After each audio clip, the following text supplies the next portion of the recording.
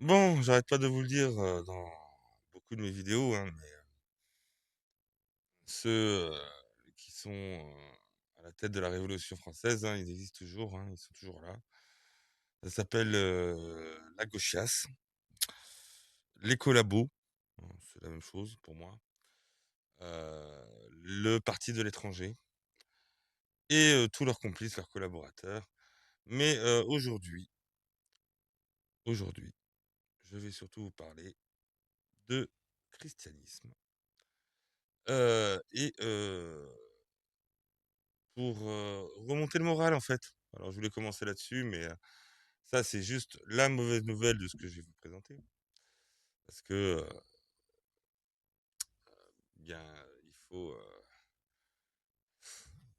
comment dirais-je, un équilibre. On va dire ça comme ça. Donc, je vais commencer par cela. Ça nous vient de Sirène, arobase sirène.fr, hein, vous allez sur X. C'est un site assez d'actu, assez connu quand même. Alors, on apprend, l'URSS s'est effondrée, hein, il est temps de passer à autre chose. Scène hallucinante sur le parking de l'Arena d'Aix-en-Provence. En réponse à l'extrême gauche qui s'était mobilisée pour l'annulation du spectacle de Notre-Dame de Pierre, donc c'est de ça la mauvaise nouvelle. Là, par contre, on attaque la bonne nouvelle, vous allez voir. Le collectif de droite du Maquis est venu dénoncer et moquer la tentative de censure de l'extrême gauche. La Dame de Pierre, qui raconte l'histoire de Notre-Dame de Paris. Dame de Paris, hein, la mère de France, a fait ça le comble ce dimanche. Les opposants dénoncent une réécriture critique notamment de la Révolution française en raison des pillages du patrimoine français ayant eu lieu durant la période. Bah, c'est exactement ce qui s'est passé en fait. Les révolutionnaires, ils ont pillé les églises, hein. Aujourd'hui, c'est les névrons d'outre-Méditerranée et les descendants là, débilisés des révolutionnaires, hein, tous les gauchias bobos débiles, hein, soumis à l'envahisseur et collabos de surcroît, qui s'y attaquent, hein, mais ça n'a pas changé en fait, hein. Faut savoir qu'il y a entre 2 et 6 églises par semaine qui sont vandalisées ou tentatives de ou même carrément dégradées, hein. On va dire ça, hein. Il y a des tentatives d'incendie et tout ça, hein, toutes les semaines, hein. Donc oui, bah, en fait, ils ont raison, hein, le collectif du Maquis, hein. C'est exactement ça en fait. Mais je vous dis, rien n'a changé, rien n'a changé. Mais on va rester dans le positif, hein, maintenant qu'on y est remonté.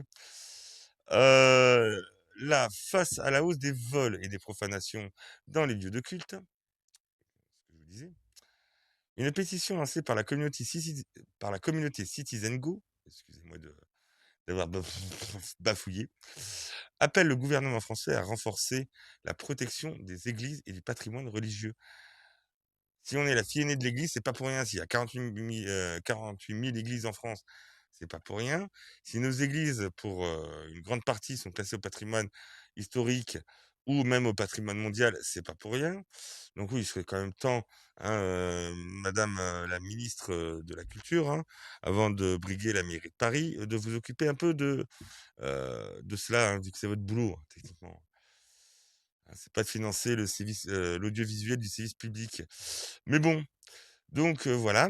On apprend aussi, alors là, c'est pas en France, mais c'est magnifique. Je vais vous le mettre en grand écran et je vais vous y mettre le son. Je sais pas s'il y a le son. Il y a pas le son. C'est pas grave. Je vais quand même vous le mettre en grand écran. Alors, la plus haute statue de la Vierge Marie au monde a été inaugurée à Crato, désolé pour la prononciation, au Brésil. Elle mesure 51 mètres. Qu'est-ce que j'aimerais avoir, moi, un Jésus de 51 mètres en France, dépassant ainsi le Christ rédempteur de Rio, haut de 38 mètres. J'essaierai de vous retrouver. Je vais essayer tout de suite, même. On va essayer de faire ça. Euh,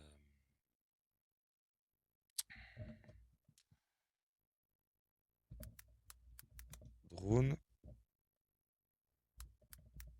Jésus et Marie. Je sais pas si je vais vous la trouver. Ah, si. Oh putain. Alors, donc, on va commencer par celle-là. Je vous la mets en grand écran. Et donc ça s'est passé il y a quelques jours au Brésil. Et donc c'est l'inauguration de la statue de 51 mètres de de la Vierge Marie. Go, regardez ça. Imaginez que toutes les petites lumières là que vous avez en bas, c'est des gens, hein. Imaginez la taille, c'est magnifique. C'est magnifique. J'aimerais avoir la même chose en France, bordel. Je m'en fous de la laïcité de la République, un pays chrétien. Et donc ça, je vais vous le montrer aussi en grand écran.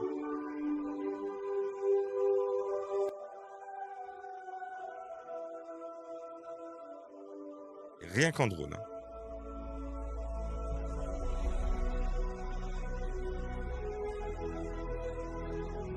Et c'était au Brésil, devant le Christ roi.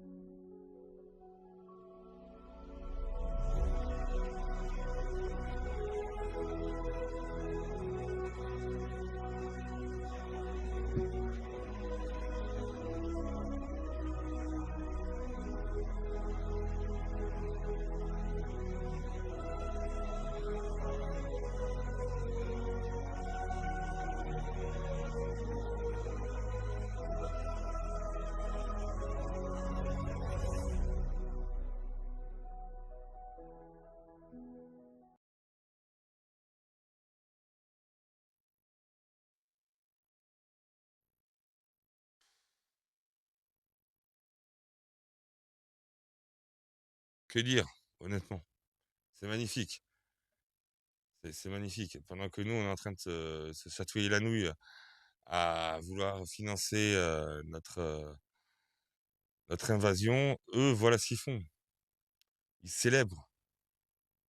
Ils célèbrent ce qu'ils sont, leur culture, leur histoire.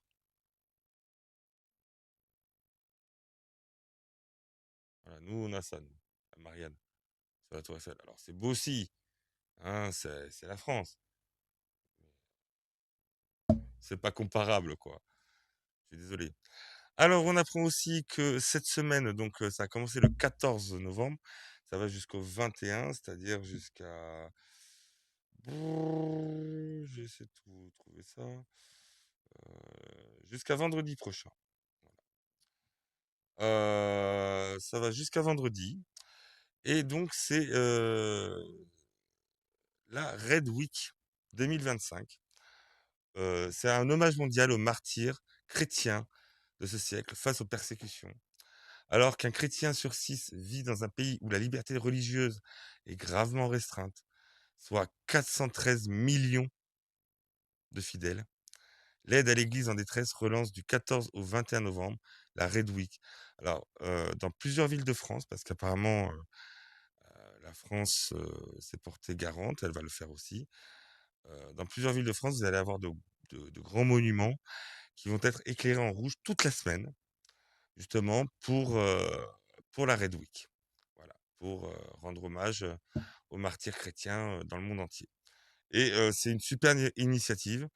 Vraiment, dans un sens, ça me redonne un peu d'espoir, quoi.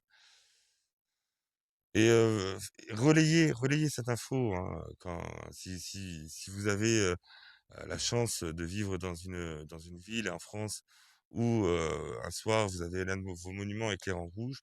Prenez des photos, hein, n'hésitez pas à les publier, à me les envoyer même, il n'y a pas de souci. Voilà. Et enfin, pour finir cette petite vidéo, on a Hugo de Nemesis après le KSW 112 qui va, va nous faire un super hommage. Donc, de ce que j'en vois, C'est du MMA, hein, ou une sorte de MMA. Allez, on écoute. Comme la dernière fois, ne cédez pas au nihilisme, faites des enfants, and fuck globalism, fuck leftists, fuck Macron, ok? This is something nobody say, mais moi je le dis, tous les combattants de MMA devraient le dire. On emmerde Macron, qu'il aille se faire mettre, c'est ça la vérité, avec les sous-traits! Voilà. Putain, lui, il a des couilles. Lui, il a des couilles, bordel. Avec Christus Rex. Et on emmerde Macron. Et il veut pas se casser, c'est pas grave, on va l'emmerder. On va l'emmerder jusqu'à la fin. On va lui faire vivre l'enfer jusqu'à la fin. Vu qu'il veut nous faire vivre l'enfer, hein, ça, ce sera que réciprocité. Bon, ça, c'est un autre sujet. Moi, je voulais vous parler de la chrétienté. Vous montrer ces petites vidéos qui remontent un peu le moral, réchauffent le cœur et qui nous donnent malgré tout un minimum d'espoir dans l'avenir, surtout dans l'avenir de notre pays. Réveillez-vous. C'est vraiment, on en est à minuit moins une, même peut-être minuit moins une seconde. Et on a besoin de toutes les personnes et de toute la bonne volonté euh, qui soit pour, euh, pour rester français, pour conserver notre pays, pour conserver notre héritage culturel, notre religion. Que vous soyez chrétien ou pas, si vous êtes français, issu de parents français qui vivent ici depuis des décennies, vous êtes imprégné, malgré vous, de la chrétienté. Quoi que vous fassiez. Avec Christus Rex, je vous souhaite une bonne continuation. Je vous dis à bientôt mes loulous. Prenez soin de vous. Si vous avez aimé la vidéo, un pouce, un like, abonnez-vous, un commentaire. N'hésitez pas, je suis ouvert. Ça fera du bien pour le référencement. Et moi, je vous dis à très bientôt. Ciao.